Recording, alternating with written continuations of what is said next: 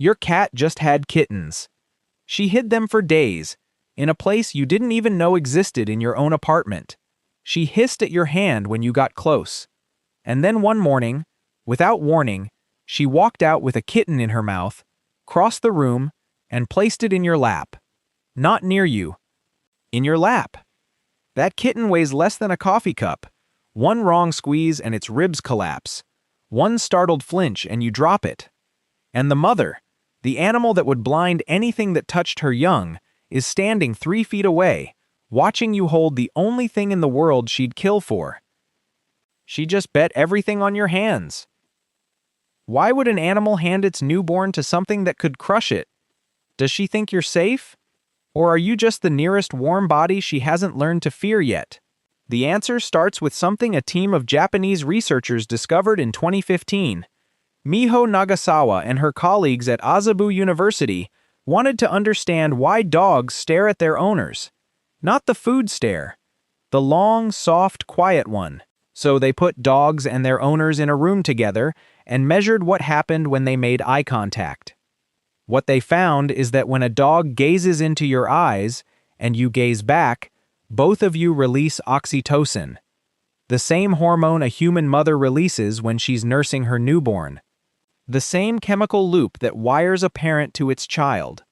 The dogs that held the longest gazes, over 2.5 minutes in a 30-minute session, triggered an average oxytocin increase of 20% in their owners, and their own levels climbed to match.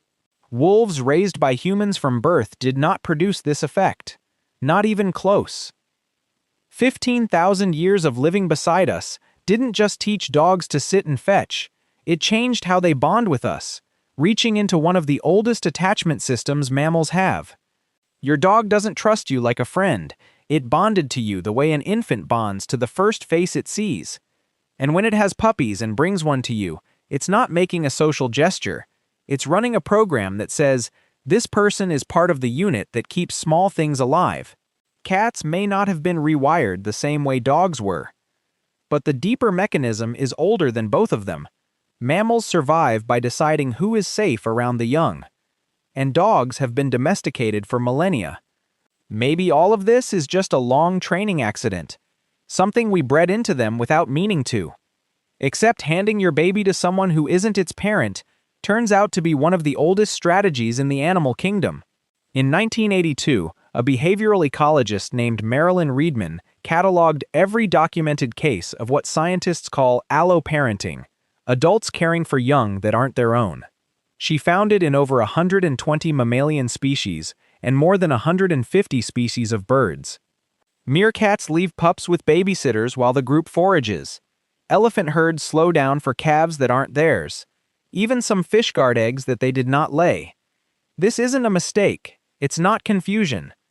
In many social species, animals that shared the burden gave their young a better chance. Sharing the load of keeping small things alive is so useful that evolution kept selecting for it, across continents, across tens of millions of years, across species that have nothing else in common. Here's where it gets stranger. Because alloparenting usually happens within a species. Same group, same herd, same genetic neighborhood. But in the open waters off French Polynesia, a team of marine researchers led by Pamela Carzon documented something that broke that rule entirely.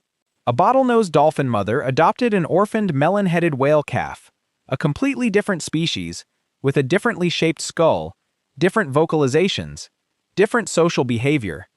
And she didn't just tolerate it, she nursed it. She raised it alongside her own biological calf for 3 years. She didn't adopt another dolphin, she adopted a whale.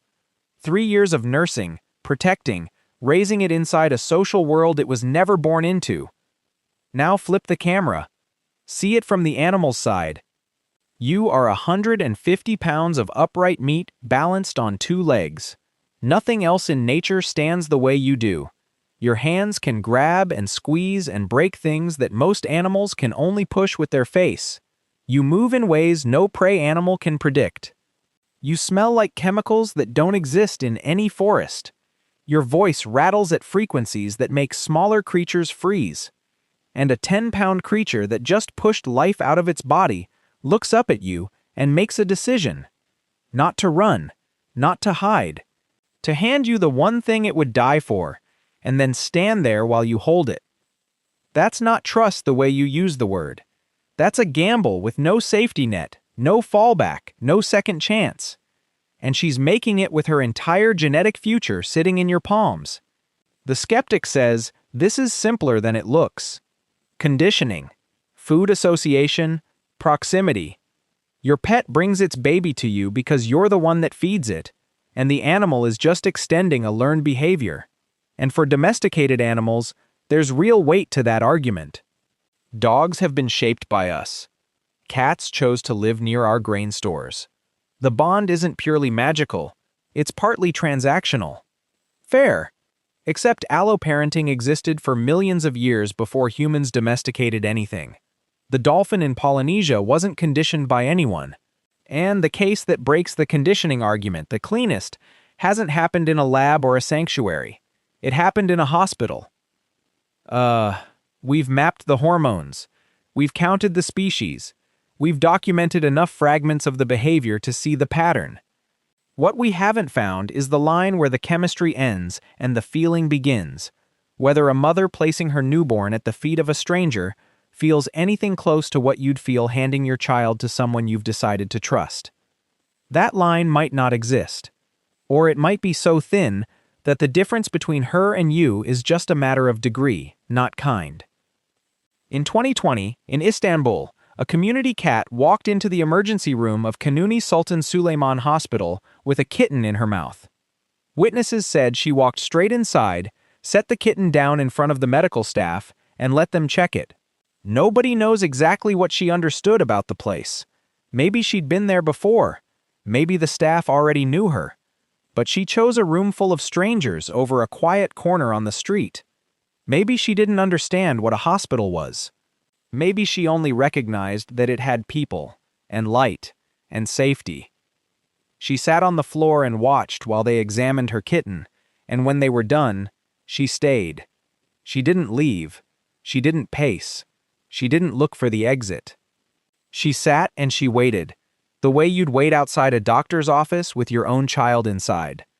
A street cat in a city of 15 million people chose a building full of hands she could not fully control and placed the only thing she had in front of them. Not because she was cornered, because something in her, some wiring older than language, older than cities, older than the species divide between her and every person in that room, read something in those strangers and decided they would be careful with it.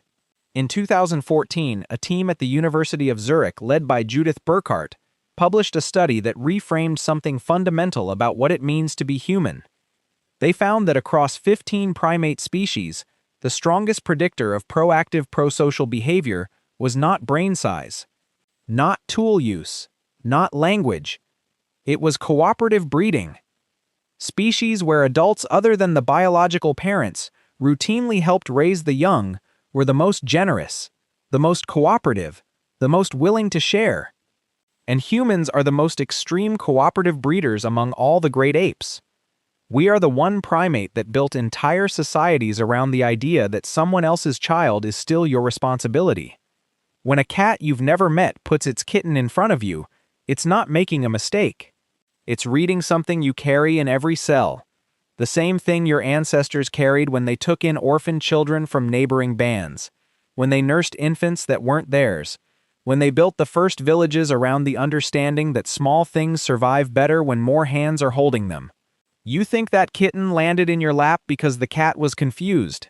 Maybe she wasn't confused. Maybe she was reading you more accurately than you think. You're not the owner in this story. You're not the rescuer. You're the village. And somehow, across every fence and forest and emergency room door, maybe they've known that longer than you have.